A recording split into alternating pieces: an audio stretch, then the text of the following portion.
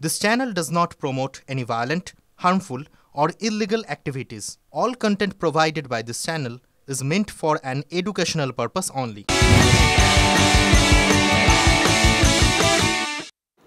টিভি9 বাংলায় লিমা রয়েছে আপনাদের সঙ্গে। নজর রাখছে এই মুহূর্তে সমস্ত গুরুত্বপূর্ণ খবরে। এবার স্যালাইন বিভ্রাটের বলি প্রসূতি। মেদিনীপুর মেডিকেলে প্রসূতির মৃত্যু ঘিরে তুলকালাম। মেয়াদ উত্তীর্ণ স্যালাইন দেওয়ার প্রসূতির মৃত্যুর অভিযোগ। আশঙ্কাজনক অবস্থায় ভেন্টিলেশনে আরও 4 জন প্রসূতি। ওই ব্যাচ নম্বরের স্যালাইনগুলি ব্যবহার বন্ধ করা হয়েছে। পরীক্ষার জন্য নমুনা পাঠানো হয়েছে সেন্ট্রাল ল্যাবে, জানানো হয়েছে মেদিনীপুর মেডিকেলের তরফে। কিভাবে এই ঘটনা ঘটলো খতিয়ে দেখছে হাসপাতাল কর্তৃপক্ষ।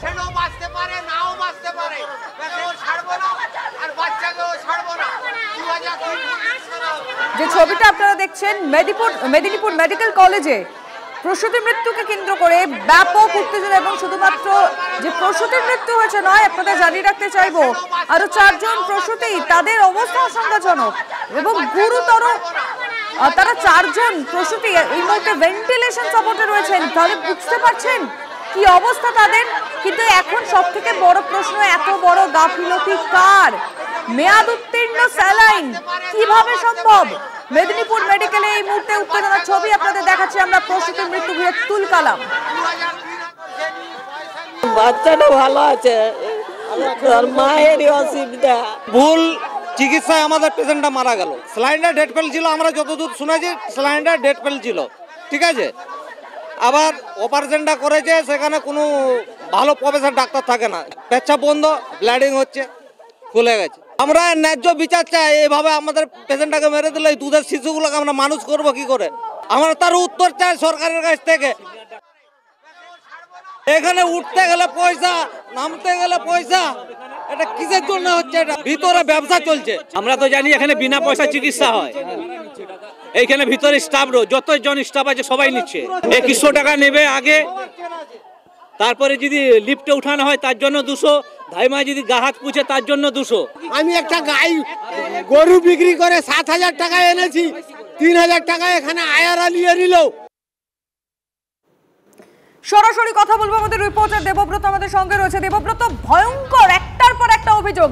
এক তো প্রথমেই মেয়াদ উত্তীর্ণ স্যালাইন, আর দ্বিতীয়ত সরকারি হাসপাতাল যেখানে বিনা পয়সায় চিকিৎসা পাওয়া যাবে, সেখানে প্রতিটা পদে পদে টাকা কেন দিতে হচ্ছে?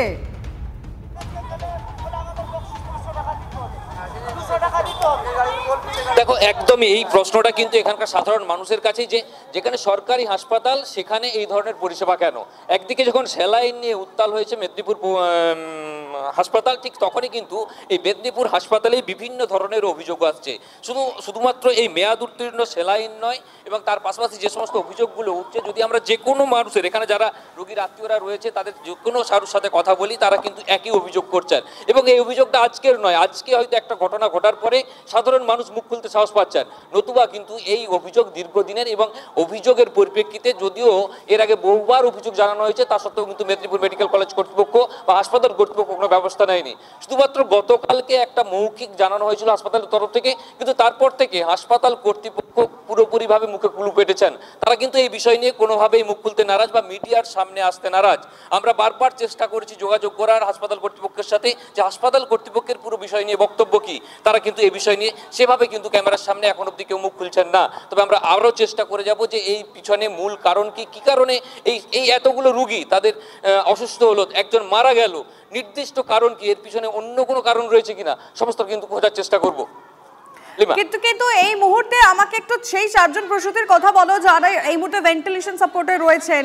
তাদের পরিবারের লোকজন কি বলছে, কি ঘটেছিল তারপর থেকে, যে কোন সময়টার পর থেকে তাদের অবস্থা এত খারাপ হতে শুরু করলো? একদমই সরাসরি এই প্রশ্ন নিয়ে আমরা যাই, যে প্রসূতি যিনি একজন মারা গেছেন তার পরিবারের একজন রয়েছেন, আমরা যদি তার সাথেই কথা বলি, আমরা তার কাছ থেকে সরাসরি জেনে নেব। কখন আপনাদের পেশেন্টের অবস্থা আরো সিরিয়াস হলো? বাবা, আমি থাকিনি, যে আমার পাশে যেটা ছিল ওই বলবে। আমি তো এসছি কালকে। কখন জানলেন যে এই ধরনের ঘটনা ঘটেছে? এই ঘটনা ঘটেছে আমি কিছুই জানি না। আমাদের জামাই আর সেই ধারে ছিল, সেই জামাইকে জিজ্ঞাসা করুন। কি আচ্ছা, আমরা যিনি ছিলেন ওনার শাশুড়ি মা, তার সাথে আমরা কথা বলার চেষ্টা করলাম। কি অবস্থা ছিল তাদের পরিবারের আরো একজনের সাথে আমরা কথা বলার চেষ্টা করছি। পুরোটাই ভুল, টোটালটাই ভুল প্রথম থেকে। হ্যাঁ, পুরো আমরা এই দুটো বাচ্চাকে আমরা কিভাবে মানুষ করব বলুন? কখন জানলেন যে আপনাদের পেশেন্টের অবস্থা সিরিয়াস? আমরা জেনেছি প্রায় ধরুন সকালবেলাতে। মানে মূলত যে আপনারা অভিযোগ করছেন যে সেলাইনের ডিস্টার্বের কারণে এই ধরনের ঘটনা ঘটেছে, হ্যাঁ সেই বিষয়টা আপনারা জানলেন কখন? আমরা ওটা সকালে জেনেছি, মানে হ্যাঁ অপারেশনের পরে তো সঙ্গে সঙ্গে বুঝতে পারা যায়নি পেশেন্ট কথা বলছে, সব কিছু ঠিকঠাক আছে। তারপরে কাল সকালের পর থেকে পেশেন্টের অসুবিধা আস্তে আস্তে শ্বাসকষ্ট হচ্ছে, ব্লিডিং হচ্ছে, পেচ্ছাপ হচ্ছে না, পাইপ দিয়েও পেচ্ছাপ হচ্ছে না, দিয়ে আমরা বুঝতে পারলাম মূলত ইউরিনের প্রবলেম, সেখান থেকেই আপনারা ধরতে পারলেন। হ্যাঁ হ্যাঁ, এটা পুরো ভুল চিকিৎসা। আবার যারা অপারেশনটা করেছেন তারা সব জুনিয়র ডাক্তার করেছে, এখানে কোনো প্রফেসর ডাক্তার। একটা অভিযোগ উঠছিল যে সেলাইনের ভেতরে যে ছত্রাক একটা সেলাইনের বোতলে, সেটা কি আপনারা জানতে পেরেছিলেন? হ্যাঁ আমরা জানতে পেরেছি, ওটা আমরা চার্জও করেছিলাম ডাক্তারবাবুরাকে। ওরা বলছে না আমরাকে সরকার যেটা পাঠাচ্ছে আমরা তোমরাকে খালি দিইনি, এটা পুরো হসপিটালটা চলছে, বলছে সেলাইনের কোনো দোষ নেই। আমরা এটাই বলছি আপনাদেরকে পরোক্ষভাবে। হ্যাঁ হ্যাঁ দেখো লিমা, একদমই কিন্তু এখানকার যারা পেশেন্ট পার্টি তারা কিন্তু বলছেন যে ডাক্তার, গতকাল থেকে আমরা যেটা বলার চেষ্টাও করছি যে হাসপাতাল কর্তৃপক্ষ ক্লিয়ারলি করে জানাচ্ছে না যে এই মৃত্যুর পিছনে বা এই অসুস্থ হওয়ার পিছনে মূল কারণ কি। যদিও বাড়ির লোকের অভিযোগ যে সেলাইনের কারণে এই ধরনের ঘটনা ঘটেছে, কিন্তু নির্দিষ্ট কারণ কি যতক্ষণ না পরীক্ষা থেকে ল্যাবরেটরি থেকে পরীক্ষা হয়ে আসছে ততক্ষণ কিন্তু এই সমস্যা বা এই যে কারণ, নির্দিষ্ট কারণ জানা কিন্তু অসম্ভব। তুমি সঙ্গে থাকো, আমি একটু তন্ময়ের সঙ্গে কথা বলতে চাইবো। তন্ময়, এই নিয়ে এখন অনেকগুলো প্রশ্ন ইতিমধ্যে উঠছে, যতক্ষণ রিপোর্ট আসছে কোনো কিছু পরিষ্কার হবে না, কিন্তু গাফিলতি আছে সেটা তো পরিষ্কার। দেখো গাফিলতি আছে পরিষ্কার, ঠিক সেম ঘটনা তোমাকে একটু মনে করিয়ে দিই। আমাদের সংবাদদাতা সৌরভ দত্ত সেম ঘটনা তুলে ধরেছিল। এই স্যালাইন কাণ্ড সেটা হচ্ছে কলকাতার বুকে এসএসকেএম এই নিয়ে গন্ডগোল হয়েছিল, এনআরএস হসপিটালে এই নিয়ে গন্ডগোল হয়েছিল, আরো কলকাতার অন্যান্য জায়গায় গন্ডগোল হয়েছিল। তারপর কিন্তু যে তদন্ত কমিটি তৈরি হয়েছিল সেই তদন্ত কমিটির রিপোর্টেও সেইখানে স্যালাইনের সমস্যার কথা, ত্রুটির কথা, প্রবলেমের কথা বেরিয়ে আসে। এরপর এইখানে কয়েকদিন আগে কিন্তু কর্ণাটকে ঘটনা ঘটেছে। কর্ণাটকে একইভাবে প্রসূতির মৃত্যু এবং যে ঘটনা ঘটে সেখানেও এই স্যালাইন কাণ্ড বেরিয়ে আসে। ফলে মেদিনীপুর মেডিকেল কলেজে যে ঘটনা ঘটেছে এবং বলা চলে একদম চোখে আঙুল দিয়ে দেখিয়ে দিচ্ছে যে অভ্যন্তরী কোনো এমন একটা সমস্যা রয়েছে যে সমস্যার কারণে 5 প্রসূতি এই মুহূর্তে মৃত্যুর সঙ্গে লড়াই করছেন এবং একজনের মৃত্যু ঘটে গেছে। সেই জায়গায় দাঁড়িয়ে আরো 4 জনের অবস্থা কিন্তু অত্যন্ত আশঙ্কাজনক। এই কারণে মেদিনীপুর মেডিকেল কলেজ সূত্রে খবর হচ্ছে এই মুহূর্তে আইসিইউতে মানুষের টানাটানি চলছে। তাদেরকে কোনো ক্রমে মানে চিকিৎসকদের মেডিকেল বোর্ড রয়েছে সেখানে আপ্রাণ চেষ্টা করছেন তারা কোনোভাবে কিন্তু তাদের শারীরিক যে স্থিতিশীলতা অর্থাৎ ব্লাড প্রেশার থেকে শুরু করে পালস রেট থেকে শুরু করে বাকি যে সমস্ত প্যারামিটার থাকে সেগুলোকে কিছুতেই নর্মাল করা যাচ্ছে না। ডায়ালিসিসের প্রয়োজন হয়ে পড়ছে। একটু আগে তুমি পেশেন্টের বাড়ির লোকের কথাই শুনলে, তিনি বলছেন যে ক্যাথিটার পরেও তাকে যে প্রস্রাব করানো যাচ্ছে না, তার ইউরিন বের করা যাচ্ছে না, অর্থাৎ কিডনি বিকল হওয়ার সম্ভাবনা তৈরি হচ্ছে। সব মিলিয়ে চূড়ান্ত গাফিলতির জায়গা। 2 দিন আগেই যে বিতর্ক তৈরি হয়েছে ডায়মন্ড হারবার মডেল সেবাশ্রয়, যেখানে সরকারি হাসপাতাল ছেড়ে দলে দলে লোক অভিষেক বন্দ্যোপাধ্যায়ের উদ্যোগে যে সেবাশ্রয় সেখানে গিয়ে ভিড় করছেন এবং সাধারণ মানুষ বলছেন সেখানে তারা বলছেন যে আমরা সরকারি হাসপাতালে ডাক্তার ঠিক করে পাচ্ছি না, কখন ঘুরে যেতে হচ্ছে, ডাক্তার আসছে না, ডাক্তার নেই, ডিপার্টমেন্ট বন্ধ, ওষুধে কাজ করছে না হাসপাতালে। গুরুতর অভিযোগ, যে অভিযোগগুলো এতদিন আন্দোলনকারী চিকিৎসকরা করছিলেন।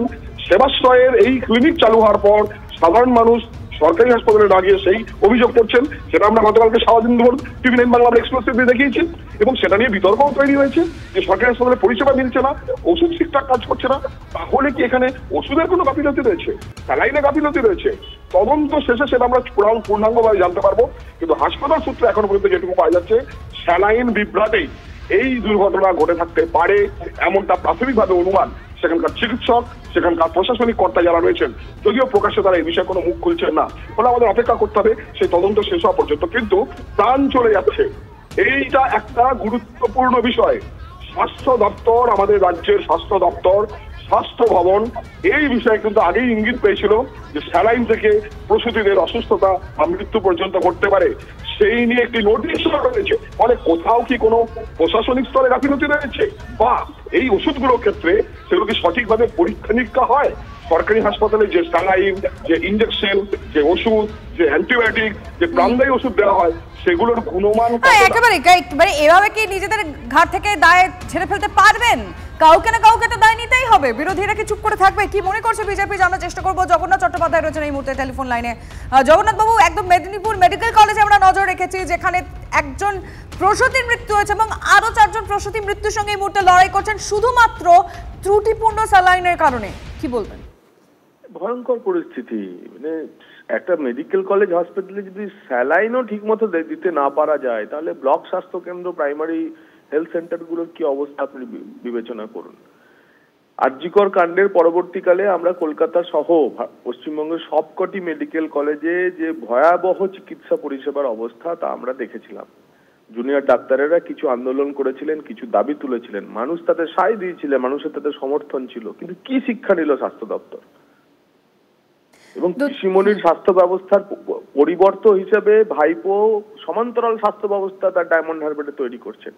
বলে দিচ্ছেন তার ভাইপো যে পিসিমণি আপনি স্বাস্থ্য দপ্তরটা চালাতে পারছেন না। তাই জন্য তো আমরা দাবি তুলেছিলাম যে দাবি একটাই, পদত্যাগ, স্বাস্থ্যমন্ত্রীর পদত্যাগ। ধন্যবাদ আপনাকে। আমরা এই মুহূর্তে জগন্নাথ চট্টোপাধ্যায় বিজেপি নেতার সঙ্গে কথা বললাম, কিন্তু মেদিনীপুর মেডিকেল কলেজে যে প্রসূতির মৃত্যু হয়েছে, গতকাল তার পরিবারের তরফ থেকে কি বলা হয়েছিল একবার শোনাবো আপনাদের। বাচ্চাটা ভালো আছে, তোর মায়েরই অসুবিধা। ভুল চিকিৎসায় আমাদের পেশেন্টটা মারা গেল। স্যালাইনটা ডেট ফেলছিল, আমরা যতদূর শুনেছি স্যালাইনটা ডেট ফেলছিল, ঠিক আছে। আবার অপারেশনটা করেছে, সেখানে কোনো ভালো প্রফেসর ডাক্তার থাকে না, পেচ্ছাপ বন্ধ, ব্লিডিং হচ্ছে, খুলে গেছে। আমরা ন্যায্য বিচার চাই। এইভাবে আমাদের পেশেন্টটাকে মেরে দিলে এই দুধের শিশুগুলোকে আমরা মানুষ করবো কি করে? আমরা তার উত্তর চাই সরকারের কাছ থেকে। পেচ্ছাপটা যে সামান্য পরিমাণে হচ্ছিল সেটাও একদম লাল রক্তর মতো কালার দিয়ে, এবারে ওখানে তো আরো যা অন্য পেশেন্টগুলো আছে তাদেরও ওই একই সমস্যা, যার কারণে আমাদের এই মাত্র কিছুক্ষণ ঘন্টাখানেক আগে জানতে পারলাম যে আমাদের পেশেন্ট পার্টির যা আছে বাড়ির লোক, সে ওখান থেকে এসে বলে যাচ্ছে যে এরকম ভুল ট্রিটমেন্ট করেছে, স্যালাইনেতে ইনফেকশন ছিল না, স্যালাইন ডেট কার্ডে যা কিছু একটা হবে, যার কারণে ওই 5টা পেশেন্টের একই অবস্থা সকলের। ভুল স্যালাইন দেওয়া হয়েছে। হ্যাঁ, ভুল স্যালাইন বলতে স্যালাইনের ভিতরে কিছু গন্ডগোল কিছু একটা আছে, ওই স্যালাইন থেকেই অসুস্থতা হচ্ছে।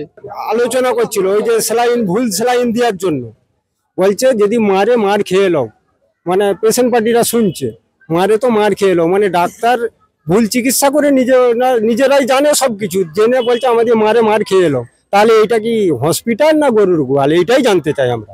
কি ধরনের ভুল ট্রিটমেন্ট হয়েছে? এইটা স্যালাইনটা পুরো একবারে ডেট কাটা বলে বলছে। হ্যাঁ, স্যালাইনটা পুরো এক্সট্রা। গরুর গোয়াল এটা কি হসপিটাল? হসপিটাল হলে কি এইসব জায়গায় এইসব জিনিস হয়? যারা সরকারি ডাক্তার তাদের কি চোখে কি কানা যে একটা এক্সপায়ার না ডেট, সে কি জানে না কিছু? এগুলো কি ধরনের হসপিটালের চিকিৎসা? এই মুহূর্তে টেলিফোন লাইনে আমরা যোগাযোগ করেছি ডক্টর কাজল কৃষ্ণ বণিকের সঙ্গে। ডক্টর বণিক, টিভি 9 বাংলায় আপনাকে স্বাগত জানাবো। এই মুহূর্তে আমরা যে খবরের দিকে নজর রেখেছি, মেদিনীপুর মেডিকেল কলেজে শুধুমাত্র ত্রুটিপূর্ণ স্যালাইনের কারণে এক প্রসূতিকে প্রাণ হারাতে হলো এবং আরও 4 জন প্রসূতি তারা ভেন্টিলেশনে রয়েছেন, তারা ওই মৃত্যুর সঙ্গে লড়াই করছেন। মানে কি থেকে এরকম একটা হতে পারে, এরকম একটা ঘটনা ঘটতে পারে যদি বলেন? দেখুন, গত কয়েকদিন ধরেই এই বিষয়টি নিয়ে রাজ্য তথা দেশ তোলপাড় হচ্ছে যে নানা রকমের ভেজাল ওষুধ আমাদের বাজারে ছেয়ে গেছে। যদিও এই ঘটনার প্রকৃত কারণ অনুসন্ধান করেই প্রতিষ্ঠা করতে হবে, কিন্তু তা সত্ত্বেও বলা যায় যে আমাদের ওষুধপত্র, সে স্যালাইনই হোক আর ইঞ্জেকশনই হোক, সাম্প্রতিককালে নানা রকম প্রশ্নের সম্মুখীন করে দিয়েছে। আমরা সঠিকভাবে বুঝতে পারি না, অন্তত খালি চোখে দেখে, যে কোনো একটি ইঞ্জেকশন তার ভেতরে যে তরল পদার্থটি আছে বা যে ফ্লুইড, যেগুলোকে আমরা স্যালাইন বলে জানি, সেগুলো সমস্তটা ত্রুটি মুক্ত, বিশুদ্ধ কিনা। যাই হোক, সবটা মিলিয়েই আমাদের রাজ্যের স্বাস্থ্য দপ্তর এবং যারা ওষুধের গুণগত মান পরীক্ষা নিরীক্ষা করেন তাদের কিন্তু আরো বেশি সজাগ হতে হবে।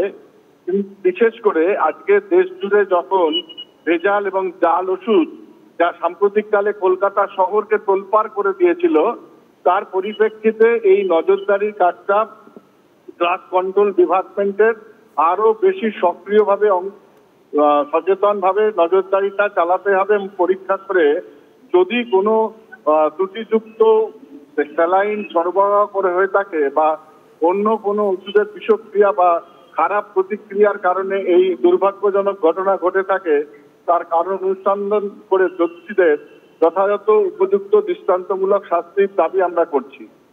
শুধুমাত্র সন্তানের জন্ম দেওয়ার কারণে একজন প্রসূতি মা অকালে আমাদের থেকে চলে যাবেন, এটা কখনোই একেবারে মেনে নেওয়া তো যায় না। ডক্টর বণিক, আপাতত ধন্যবাদ আপনাকে। আমরা এই মুহূর্তে টেলিফোন লাইনে যোগাযোগ করেছি চিকিৎসক এবং প্রাক্তন কেন্দ্রীয় মন্ত্রী সুভাষ সরকারের সঙ্গে। আপনাকে স্বাগত জানাবো TV9 বাংলায়। এই মুহূর্তে মেদিনীপুর মেডিকেল কলেজের যে খবরে নজর রেখেছি, শুধুমাত্র ত্রুটিপূর্ণ স্যালাইনের কারণে এক প্রসূতিকে প্রাণ হারাতে হয়েছে এবং আরো 4 জন প্রসূতি তার মৃত্যুর সঙ্গে লড়াই করছে। কি বলবেন? এই স্যালাইন কে অর্ডার দিয়ে কিনলো এবং কেনার পরে তার স্টক মেনটেনেন্স কে করলো এবং ওয়ার্ডে সাপ্লাই কিভাবে এলো? প্রথম কথা, এই প্রত্যেকটা বিষয়ে যেভাবে কাটমানি এবং এই কাটমানি নেওয়ার প্রবণতা রাজ্যের শাসক দলের নেতা নেত্রীরা যেভাবে সৃষ্টি করেছেন এবং যেভাবে কন্টিনিউ করেছেন, এবং এই সমস্ত কাটমানির অর্থ একেবারে ওপর পর্যন্ত পৌঁছচ্ছে বলে প্রশাসন, ভিজিলেন্স কোনো ব্যবস্থা নিচ্ছে না। ইমিডিয়েট আমরা দাবি করছি, পোস্টমর্টমে কি কারণ বেরোবে এটা বলা যাচ্ছে না, কিন্তু এটা তো নিশ্চিত যে সেই স্যালাইন নিশ্চয়ই কোনো না কোনো ভাবে ত্রুটিপূর্ণ আছে। হয় সেখানে ফাঙ্গাস ঝুলছে এরকম কিছু হবে, অথবা তার এক্সপায়ারি ডেট ওভার। এই ধরনের স্যালাইন বটলে মানে প্রচুর প্রফিট মার্জিন থাকে, আর সেইটাকে কেন্দ্র করে এই যে সরকার যদি সেইভাবে জিনিসগুলোকে কেনে আর সেখানে তার মধ্যে দিয়ে সরকারি আধিকারিক এবং তার সঙ্গে সঙ্গে শাসক দলের নেতারা, স্থানীয় এবং রাজ্য স্তরের নেতারা তার বকরা পাবে, এটা অত্যন্ত অন্যায়। আর মানুষ মৃত্যুর কোলে ঘুমিয়ে পড়বে, এটা কোনো মতেই মেনে নেওয়া যায় না। এর জন্য মানে প্রকৃত বিচার অবশ্যই হওয়া উচিত এবং তার এমন দৃষ্টান্তমূলক শাস্তি হওয়া উচিত। ধন্যবাদ আপনাকে। আমরা কথা বলছিলাম বিজেপি নেতা এবং প্রাক্তন কেন্দ্রীয় মন্ত্রী সুভাষ সরকারের সঙ্গে, কিন্তু এই মুহূর্তে আবারও আমরা মেদিনীপুর মেডিকেলে নজর রাখবো। দেবব্রত আমাদের প্রতিনিধি রয়েছেন সেখানে। দেবব্রত, হাসপাতাল কর্তৃপক্ষের মানে তরফ থেকে এখন অব্দি কোনো রকম কোনো বক্তব্য সামনে এসছে? তারা কিছু কি বলেছেন? দেখো, হাসপাতাল কর্তৃপক্ষ গতকাল যেটা জানিয়েছিলেন ঠিক সেই একই কথা এখন অব্দি বজায় রেখেছে, কিন্তু বারবার যেটা প্রশ্ন হচ্ছে যে মেদিনীপুর মেডিকেল কলেজ হাসপাতালে এর আগেও কিন্তু আমরা বিভিন্ন ধরনের অভিযোগ নিয়ে এসেছি। এবং খুব সম্প্রতি যদি মনে করাই লিমা তোমাকে একটা কথা, গত কিছুদিন আগে এই মাতৃমাতে অপারেশন করতে গিয়ে কাঁচির যে মোর্চা পড়া কাঁচির ভেঙে গিয়েছিল, সেই কপি যখন আমরা করতে গিয়েছিলাম তখন হাসপাতাল কর্তৃপক্ষ কিন্তু পরিষ্কারভাবে জানিয়েছিল এটা তাদের কাজ নয়, মিডিয়ার কাছে বক্তব্য দেওয়া তাদের কাজ নয়, তারা কাজ করতে এসেছে। কিন্তু কাজটা কোথায় হচ্ছে এই প্রশ্নটা কিন্তু এবার উঠছে, যে কাজটা তাহলে কি আদৌ হচ্ছে না শুধুমাত্র মিডিয়া থেকে দূরে থাকার জন্য সাধারণ মানুষের যে প্রশ্নগুলো, সেই প্রশ্নগুলো থেকে যাতে সদুত্তর দিতে না পারছে, সেই প্রশ্নগুলো থেকে দূরে থাকার জন্য তারা মিডিয়াকে এড়িয়ে যেতে চাইছে। কেননা এই প্রশ্নটা সেজন্য বারবার উঠছে এবং সেই প্রশ্নটা কিন্তু এবারেও উঠছে। গতকাল থেকে আমরা বারবার মেদিনীপুর মেডিকেল কলেজ কর্তৃপক্ষের সাথে যোগাযোগ করার চেষ্টা করছি, কিন্তু কোনোভাবেই মেদিনীপুর মেডিকেল কলেজ কর্তৃপক্ষ বা হাসপাতাল কর্তৃপক্ষ কেউ কিন্তু ক্যামেরার সামনে মুখ খুলতে নারাজ। তারা কিন্তু পরিষ্কারভাবেই বলছেন যে তারা কিছু বলবেন না এই বিষয়ে। তবে আমরা এখনো গ্রাউন্ড জিরোতে কখন তারা আলটিমেটলি কাজটা করেন, মিডিয়াকে না বললেও কাজটা করলেই হলো, সেটার মধ্যে নজর থাকবে।